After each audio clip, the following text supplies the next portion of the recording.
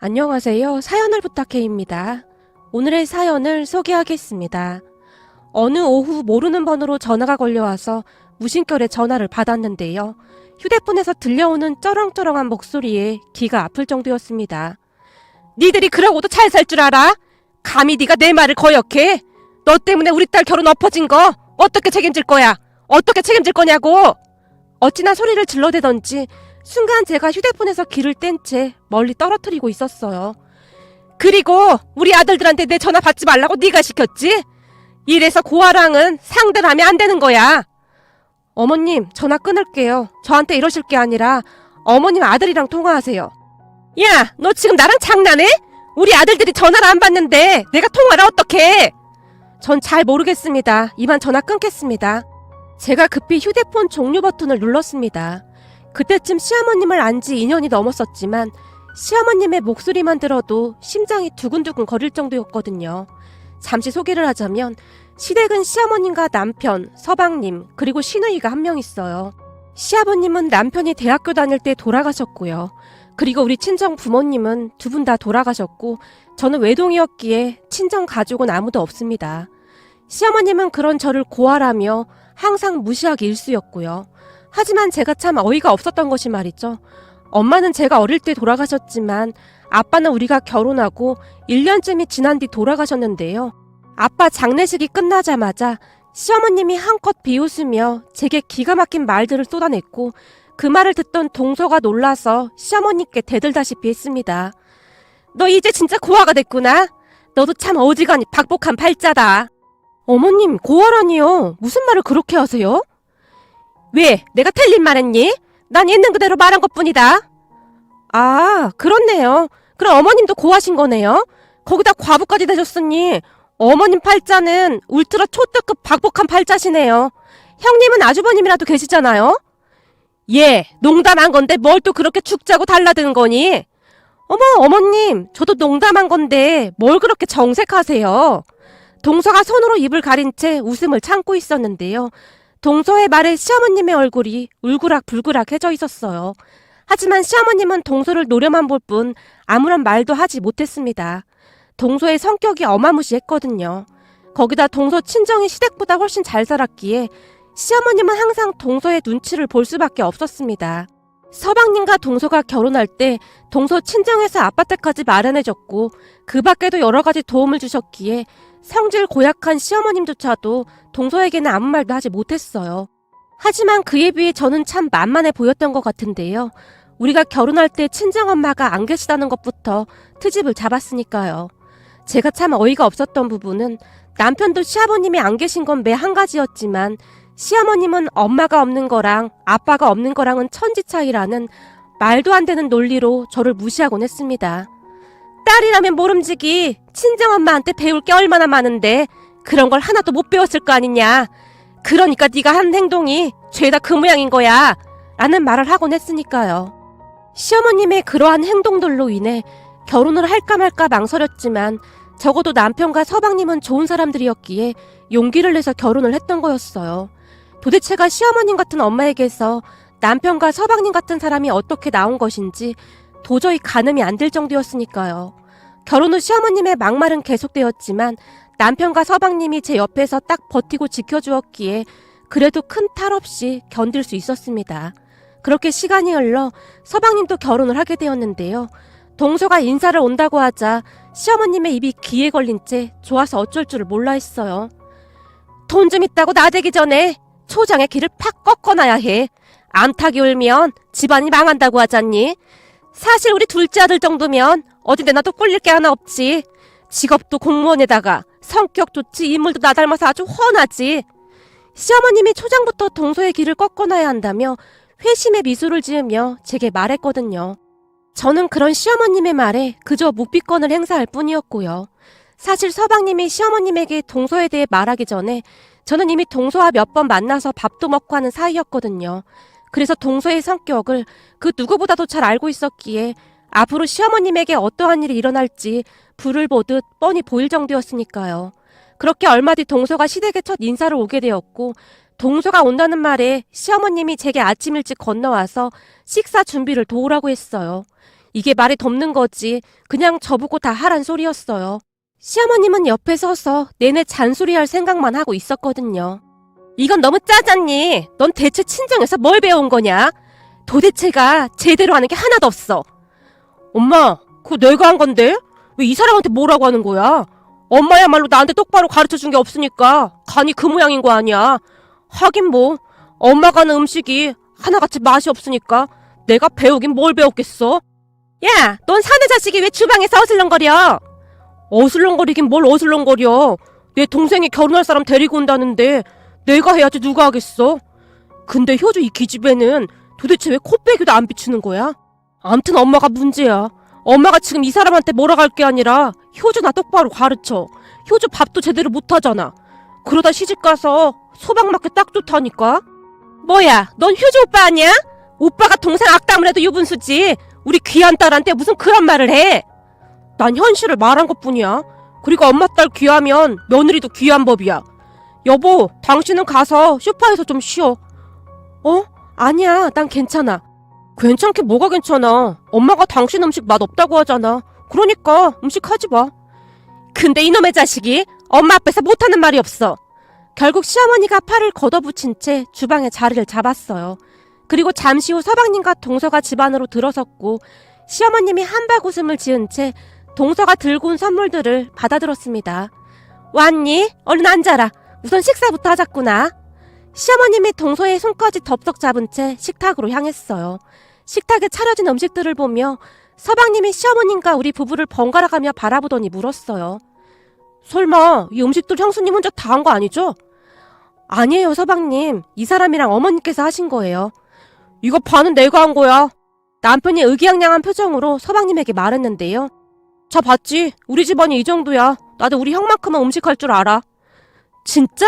그렇지 않아도 나 음식 잘 못해서 걱정했었는데 다행이다. 그래도 결혼하면 열심히 배워볼게. 걱정 붙들어 매라니까. 음식이야 잘하는 사람이 하면 되는 거 아니겠어?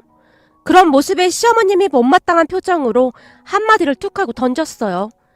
결혼 전에 우리 집에 자주 와라. 내가 요리하는 거 가르쳐주마.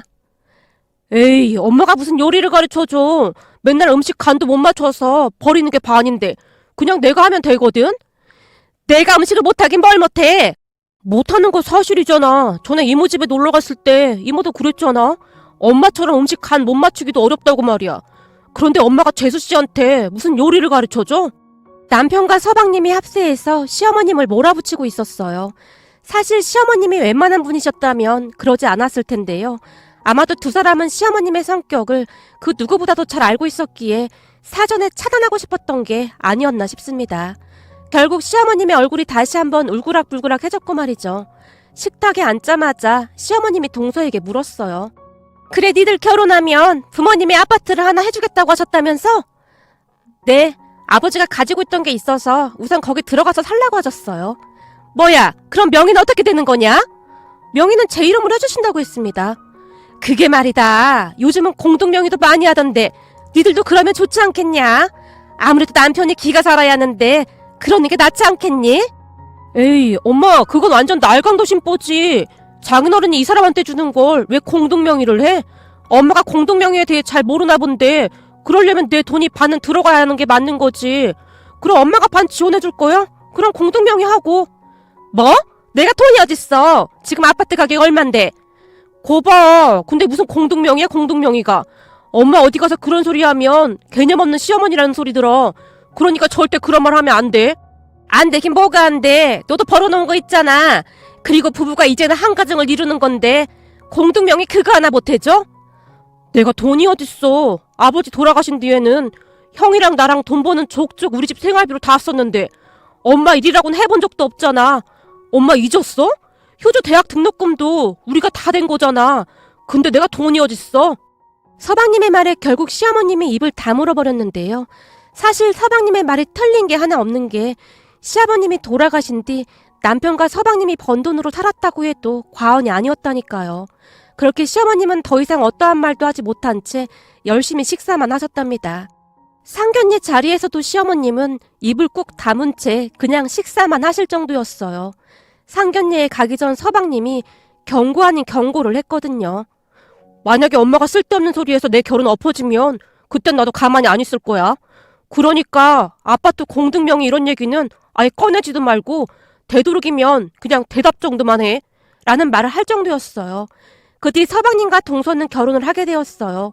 서방님과 동서가 결혼을 한 뒤에도 큰 문제 없이 잘 지내고 있었고요. 모르는 사람들이 보면 동서가 엄청 차가운 사람이라고 생각할지 모르겠지만 동서는 정도 많고 참 좋은 사람입니다. 그런 동서는 유독 시어머님에게 나를 세우곤 했는데요. 그래서 그랬는지 시어머님은 항상 동서의 눈치를 보기 바빴습니다. 그리고 그 모든 스트레스를 저한테 풀곤 했고요. 하지만 제 성격이 그냥 한 귀로 듣고 한 귀로 흘러버리는 성격이었기에 그냥 그러려니 하고 말았는데요. 그러던 어느 날 친정 아버지가 건강검진 중에 췌장암이라는 청천벽력 같은 얘기를 들었고 그 충격은 이루 말할 수가 없었습니다. 조금 전에도 말씀드렸듯이 제게 친정 가족이라고는 친정 아버지뿐이었으니까요.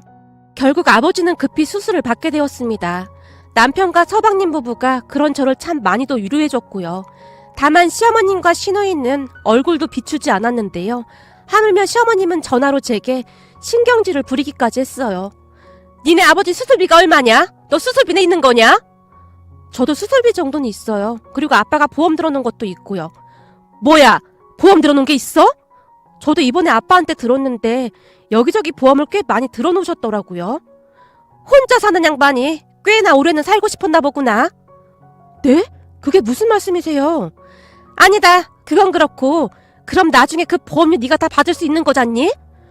아니죠. 그걸 제가 왜 받아요? 우리 아빠가 받아야죠.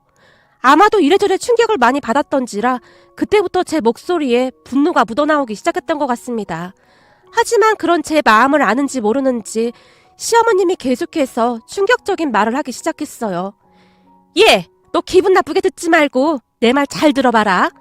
바깥 사돈이 췌장암이라고 해서 나도 여기저기 좀 알아봤는데 췌장암은 생존율이 엄청 낮다고 하더구나.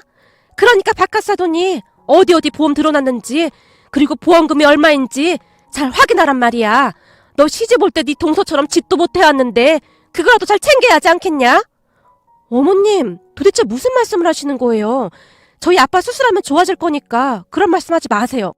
넌 무슨 애가 그렇게 맹하냐? 그러니 그 모양 그 꼴인 거야. 네 동선에는 자기 집도 있는데 넌 평생 전세로 살 거냐? 집불도 없는데 그런 거라도 잘 챙기라는 말이 뭐가 그렇게 기분이 나쁘다는 거니? 그 순간 옆에 있던 남편이 제 휴대폰을 빼앗아 갔는데요. 엄마, 지금 제정신이야? 지금 이 상황에 그게 사람이 할 소리야? 내가 뭐 못할 말했냐? 네 장인 그 정도면 살 만큼 살았구만. 뭘 그렇게 호들갑이야? 엄마, 한 번만 더 그런 소리 하면 우리 엄마 얼굴 안 보고 살 거니까 그런 줄 알아. 남편이 신경질적으로 전화를 끊어버렸습니다. 그날 동서와 서방님까지 다 와 있었는데 시어머님의 목소리가 고스란히 들려왔기에 다들 얼굴이 사색이 되어 있었어요. 우리 엄마지만 진짜 말 정 떨어지게 하네. 형수님, 죄송합니다. 제가 대신 사과드릴게요. 서방님과 남편이 몇 번이나 사과를 했는지 모르겠습니다. 하지만 저는 경황도 없었고 오로지 아버지 수술 생각만 하고 있었던지라 그때 당시에는 아무런 생각도 들지 않았어요. 그리고 얼마 뒤 아버지는 수술을 했지만 끝내 세상을 떠나셨습니다. 돌아가시기 전 아버지가 우리 남편 손을 붙들고 저를 몇 번이나 부탁했는지 모른답니다. 나 가고 나면 우리 딸 혼자 아니겠나. 내가 자네만 믿네. 자네가 내 사이라 얼마나 다행인지 모르겠네. 그동안 정말 고마웠네. 라며 그동안 아버지가 들어놓았던 보험 증서들을 남편과 제게 넘겨주셨어요. 그렇게 아버지는 조용히 눈을 감으셨습니다. 그런데 그 뒤에도 시어머님의 어마어마한 행동들이 계속되었는데요. 정말이지 상상을 초월할 정도였습니다. 아버지 장례식을 잘 끝내고 다 같이 시댁에 모였어요. 사실 아버지 장례를 치르는 동안에 동서와 서방님이 물심양면으로 도와줬거든요. 특히나 동서한테 참 고마웠던 것이 장례식 내내 제 옆에서 한시도 떨어지지 않고 저를 챙겨줬거든요. 거기다 동서의 부모님이신 사돈 어르신들까지 오셔서 한동안 자리를 지켜주셨어요. 또한 안사돈 어르신은 장례식장에서 저를 보자마자 아무 말 없이 꼭 안아주셨는데요. 그러한 모든 것들이 제게는 정말 큰 힘이 되었답니다. 하루하루 견디기 힘들 정도로 힘든 시간이었지만 소중한 사람들이 있어서 잘 견뎌냈던 것 같습니다. 그리고 시어머님께서 제게 하는 것들을 옆에서 고스란히 지켜봤던 동서였기에 시어머님이 제게 함부로 하거나 하면 저 대신 시어머님께 쏘아 붙이곤 했어요. 그렇게 시어머님과 우리 사이에 점점 골이 깊어져만 가고 있었습니다. 동서가 한마디도 지지 않은 채 시어머님 말에 말대꾸를 했기에 더욱 그랬던 것 같습니다. 그러던 어느 날 충격적인 일이 일어났는데요. 시어머님이 제게 전화를 걸어왔어요. 너 지금 어디니? 네, 집입니다. 혹시 네 남편은 퇴근했니? 아니요, 오늘 회식 때문에 좀 늦는다고 했어요. 그래? 그럼 나 지금 니네 집 앞인데 잠깐 들어가마. 지금이요? 왜? 안 되는 거니? 아니요, 그런 건 아닌데 저 지금 식사하려고 했는데 어머님 식사하셨어요? 잘 됐구나. 나도 밥 안 먹었는데 같이 먹으면 되겠구나. 그렇게 한 5분쯤이 지났을까요? 벨소리가 들려왔고 시어머님이 집 안으로 들어왔습니다. 난 고기 없으면 밥 못 먹는데 혹시 고기는 없는 거냐? 저 혼자 먹는 거라 그냥 있는 반찬으로 차렸어요. 그럼 배달이라도 시킬까요? 그럼 그러던지. 시어머님이 집안을 훑어보며 말했어요. 어머님, 무슨 일 있으신 거예요? 왜? 아들 집에 오는데 꼭 무슨 일이 있어야 하는 거냐? 네? 그런 게 아니라 갑자기 오셔서 걱정돼서요. 그게 말이야, 일이 있긴 한데. 순간 시어머님이 말을 멈추고는 제 눈치를 봤어요. 무슨 일이신데요? 예, 너도 알다시피 니네가 장남이잖니? 네, 저희가 장남이죠. 그래서 말인데 예전에는 장남이 부모도 공양하고 그런 거 너도 잘 알고 있지? 아, 네. 시어머님이 다시 한번 제 눈치를 살피는 듯 했습니다. 그리고는 제 얼굴 가까이로 얼굴을 들이밀다시피 했는데요. 저기 말이다, 네 시누이가 사귀는 남자가 있거든? 아, 정말요? 그래, 그동안 니들이 바깥 사돈 때문에 정신없는 것 같아서 우리가 말도 못 꺼냈잖니. 아, 네. 지금 사귄 지가 한 5개월 정도가 됐는데 그쪽에서 결혼을 서두르지 뭐니? 네? 5개월밖에 안 됐는데 결혼을요? 아무리 그래도 1년은 만나봐야 하지 않을까요? 어머, 얘가 무슨 소리 하는 거야. 예비 사위 될 사람이 의사란 말이야. 네? 의사요? 그래, 의사다 그 말이야. 시어머님의 얼굴에 기쁨이 가득해 보였습니다. 사실 시누이에 대한 시어머님의 사랑은 아주 각별했는데요. 어릴 때부터 시누이가 공부를 그렇게 잘했다고 합니다. 그래서 현재는 공기업에서 근무를 하고 있고요. 시어머님은 그런 시누이를 항상 자랑스러워했습니다. 하지만 시누이는 머리만 똑똑할 뿐 감정이 없는 사람 같아 보였는데요. 가만히 보면 시어머님과 시누이가 닮은 구석이 많아 보였으니까요. 그랬던 시누이가 얼마 전에 회사 동료의 소개로 소개팅을 했다는데 그게 잘 됐던 모양이었어요. 그런 시어머님은 잔뜩 들떠있는 듯 해보였고요. 네 시누이가 회사 다니면서 돈을 모으긴 했는데 많이 모으진 못했거든. 아, 네.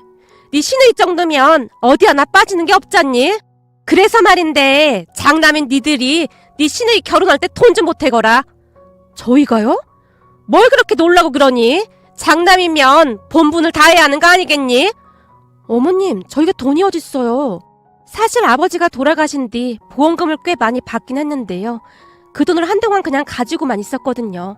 그렇잖아요. 돈도 돈 나름이지 친정아버지 목숨값으로 받은 돈이 마냥 반갑지만은 않았거든요. 그런데 시어머님은 그 돈이 욕심이 났던 모양이었어요. 니들이 돈이 없긴 왜 없어. 니 친정아버지 돌아가시고 니들한테 꽁돈이 좀 많이 생겼잖니. 네? 꽁돈이라니요? 그렇잖니. 보험금도 꽤 되고 니 친정아버지 살던 집도 니 거가 됐잖니. 그러니까 보험금 정도는 니 시누이한테 좀 나눠줄 수 있잖니. 네? 그게 무슨 말씀이세요? 어머님, 그 돈이 어떤 돈인지 잘 아시잖아요. 근데 어쩜 이러실 수가 있으세요? 그래, 물론 나도 잘 알지. 근데 말이다, 네가 그렇게 슬퍼한다고 저 세상 간 네 친정아버지가 살아 돌아오는 건 아니지 않니? 이럴 때일수록 친정아버지가 남긴 돈을 의미 있게 써야 하는 거 아니겠냐? 시어머님의 말에 정신이 아득해져서 자세히는 기억이 나지 않지만 시어머님이 분명히 그렇게 말을 했습니다. 어머님, 우리 아빠 돌아가신 지 얼마 되지도 않았는데 진짜 너무 하시는 거 아니에요? 아니, 얘가 갑자기 왜 정색까지 하고 난리야? 그래서 내가 그랬잖니. 네 마음은 충분히 이해가 된다고. 그치만 산 사람은 살아야 하지 않겠냐? 그리고 네 시누이가 잘 돼야 니들도 편한 거야. 네 시누이가 잘 못 살아봐라. 장남인 니들이 평생 뒤치작거리 해야 하지 않겠니? 말이 되는 소리를 좀 하세요. 그러니까 제가 왜 우리 아빠 보험금으로 아가씨 결혼자금을 대야 하느냐고요. 그럼 어떻게 하니? 돈 때문에 네 시누이한테 결혼하지 말라고 할 순 없잖니. 이게 얼마나 좋은 자리인데 절대 그럴 순 없다. 그러지 말고 네가 좀 베풀면 되잖니. 어머님, 저는 지금 어머님 말씀이 도통 이해가 안 되네요. 그이랑 상의해서 그이가 하라고 하면 그때는 다시 생각해 볼게요. 뭐? 네 남편한테 말하면 절대 안 되지.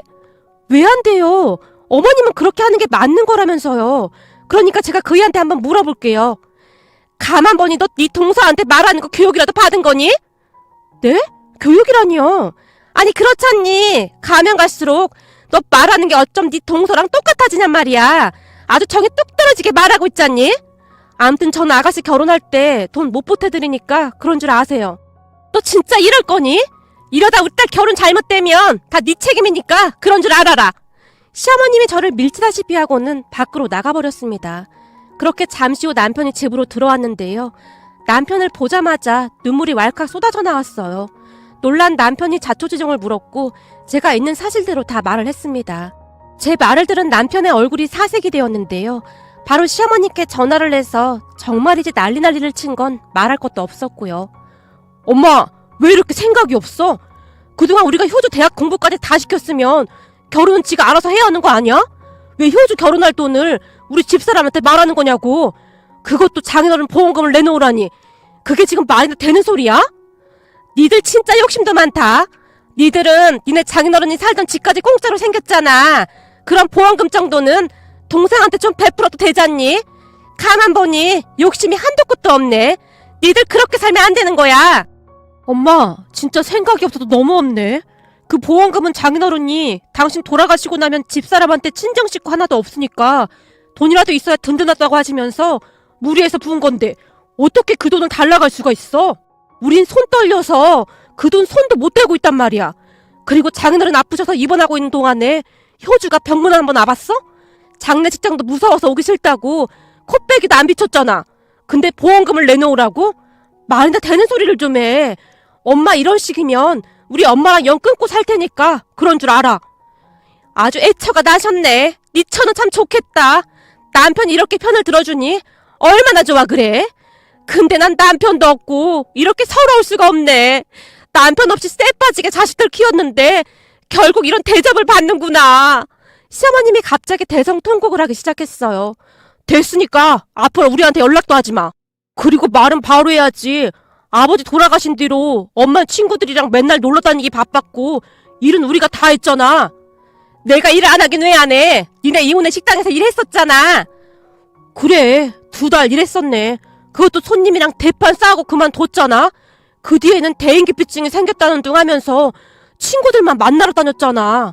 아니 대인기피증이라면서 친구들은 어떻게 만나고 다닌 거야? 덕분에 정우랑 나는 대학 다니면서 4시간도 못 자면서 아르바이트 했어. 그랬으면서 엄마가 그러면 안 되는 거 아니야? 최소한 우리한테 미안한 마음은 있어야 하는 거 아니냐고. 난 이제 엄마한테 정이란 정은 다 떨어졌으니까 앞으로 우리한테 연락하지 마. 남편이 전화를 끊어버렸어요. 그 뒤 우리 부부와 서방님 부부까지 시어머님과 연락을 끊고 살게 되었어요. 다들 시어머님 이야기만 나오면 고개를 절레절레 흔들었습니다. 저 또한 아주 당연하다는 듯이 아버지 보험금을 내놓으라는 시어머님의 말에 정이 떨어질 대로 떨어졌고요. 그런데 시어머님은 그 모든 것이 제 탓인 마냥 시시때때로 전화해서 저를 힘들게 했습니다. 우리 모두 시어머님의 전화를 받지 않았기에 사람들한테 휴대폰까지 빌려서 말이죠. 그랬기에 한동안 모르는 번호로 걸려오는 전화를 받지 않고 있었는데요. 하필이면 그날 저도 모르게 전화를 받았던 거였어요. 시누이가 결혼할 남자와 헤어지게 된 뒤 시어머님이 더욱 악을 쓰기 시작했거든요. 암튼 저는 시어머님의 전화를 그냥 끊어버렸습니다. 사실 그때쯤 제가 임신을 하고 있었기에 최대한 안정을 취하고 싶었어요. 그렇잖아요. 그래도 할머니인데 뱃속의 아이한테 그런 모습을 보여주고 싶지 않았으니까요. 그렇다고 제 마음이 편하기 얇겠습니까? 하지만 어쩔 수 없다는 생각만 들었습니다. 전화상으로는 제게 듣도 보도 못한 욕설을 하곤 했거든요. 그러던 어느 날 동서에게 연락이 왔는데요. 형님, 이번 주 토요일 날 시간 좀 낼 수 있을까요? 이번 주 토요일? 글쎄, 아직까지는 별다른 일은 없는데 그건 왜 묻는 거야? 그럼 그날 우리 어디 좀 같이 가요. 우리한테 첫 조카가 생겼는데 그냥 지나갈 순 없잖아요. 동서, 항상 신경 써줘서 정말 고마워. 사실 나 말이야. 친정 식구가 하나도 없어서 조금 슬프다는 생각을 하고 있었거든. 그럴 줄 알았어요. 제가 친구들한테 들어보니 임신하게 되면 호르몬 때문에 감정 기복이 심해진다고 하더라고요. 그냥 저를 친정 동생으로 생각하세요. 동서, 정말 고마워. 동서 말 들으니까 갑자기 막 힘이 나네. 정말요? 그럼 제가 준비를 더 많이 해야겠네요. 한동안 동서와 통화를 하다가 전화를 끊었는데요. 친정 가족들이 아무도 없어서 가끔 외롭다고 느끼곤 했는데 동서가 살뜰히 챙겨줘서 그렇게 고마울 수가 없었어요. 그렇게 토요일이 되었고 우리는 동서가 말한 곳으로 출발을 했습니다. 그런데 그곳에 도착한 후 남편과 제가 깜짝 놀라고 말았어요. 알고 보니 그곳이 동서 친정이었거든요. 둘 다 놀란 채 집 안으로 들어갔는데요. 세상에나 풍선부터 임신 축하 현수막까지 서프라이즈 파티를 준비해놨더라고요. 그 모습을 보는데 어찌나 눈물이 나던지요. 한동안 제가 눈물만 흘리고 있었는데요. 안사돈 어르신께서 저를 꼭 안아주시며 말씀하셨어요. 사돈이 우리 딸한테 그렇게 잘한다면서요. 우리 딸도 외동으로 자라다 보니 많이 외로워했었는데 사돈을 만나고부터 언니가 생겼다고 그렇게 좋아할 수가 없네요. 우리 딸한테 항상 잘해줘서 정말 고마워요. 아닙니다. 제가 동서한테 신세지는 게 훨씬 많은걸요. 사돈이 예쁘게 봐줘서 정말 고마워요. 앞으로는 친정이다 생각하고 종종 놀러와요. 여자들은 임신하게 되면 친정엄마 생각이 많이 나거든요. 우리 여자들끼리 모여서 수다도 떨고 하면 좋잖아요. 사돈 어르신들을 보며 동서가 바르게 잘 자란 이유를 알겠더라고요. 윗물이 맑아야 아랫물도 맑다고 동서 부모님은 참 따뜻하고 좋은 분들이시거든요. 그날 저는 동서 친정에서 친딸 이상으로 대우를 받았습니다. 그리고 그 뒤에도 한 달에 한두 번씩 동서 친정에 가서 즐거운 시간을 보내고 왔습니다. 제가 동서 가족들에게 정말 고마웠던 일이 있었는데요. 우리 아들이 태어날 때 동서 부부와 사돈 어르신 두 분까지 병원에 와서 자리를 지켜주셨거든요. 의사부터 간호사까지 다들 우리 친정 가족이라고 생각했을 정도였으니까요. 그리고 지금까지도 우리는 자주 안내하며 잘 지내고 있답니다. 우리 아들은 사돈 어르신들이 할머니, 할아버지라고 알고 있을 정도니까요. 그렇듯 우리는 행복한 시간을 보내고 있습니다.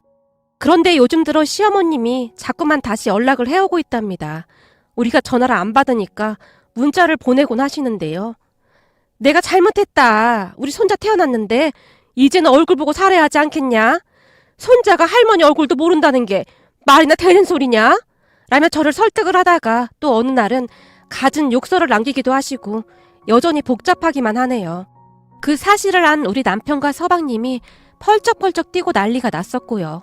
거기다 얼마 전에는 남편이 제 휴대폰 번호까지 바꿔버렸습니다. 저도 딱히 시어머님과 연락을 하고 싶지 않았기에 남편이 휴대폰 번호 바꾸는 걸 보고만 있었고요. 요즘 들어 드는 생각인데요. 시어머님께서 사돈 어르신들처럼 그렇게 대해주셨다면 어땠을까 하는 생각이 든답니다. 그랬다면 이런 일도 일어나지 않았을 테니까요. 이래저래 참 씁쓸하기만 합니다. 오늘의 사연은 여기까지였습니다. 즐겁게 보셨다면 구독, 좋아요 부탁드립니다. 고맙습니다.